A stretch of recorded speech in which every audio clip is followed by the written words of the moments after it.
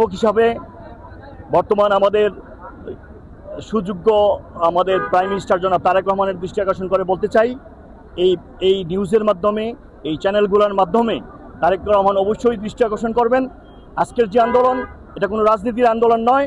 আজকের আন্দোলন ছিল যে শিক্ষামন্ত্রী আমাদের যে ছেলে মেয়েরা রয়েছে পরীক্ষার্থী, তাদের পরীক্ষাগুলো স্থগিত করে সুন্দর এক সময়ে সেই পরীক্ষাগুলোকে নেওয়া, সেটাই ছিল মূল বিষয়বস্তু। তো তারেক রহমানের দৃষ্টি আকর্ষণ করে বলবো যে এটা বর্তমান যে শিক্ষামন্ত্রী, তিনি কিন্তু অজ্ঞ নন।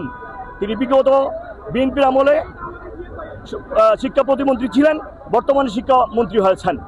তো উনি কেন সেই অজ্ঞতা করেছেন এবং ছাত্রছাত্রী সহ আমরা যারা অভিভাবক করেছি কেন তা এই হয়রানি করেছেন, তার একটা শাস্তি হওয়া উচিত বলে আমি মনে করি। এবং স্বরাষ্ট্রমন্ত্রী স্বাস্থ্যমন্ত্রীর কথা বলে, ধর্মমন্ত্রী শিক্ষামন্ত্রীর কথা বলে, শিক্ষামন্ত্রী গৃহায়ণমন্ত্রীর কথা বলে, কেন সেটা যার যার অবস্থান থেকে শেষে অবস্থান নিবে।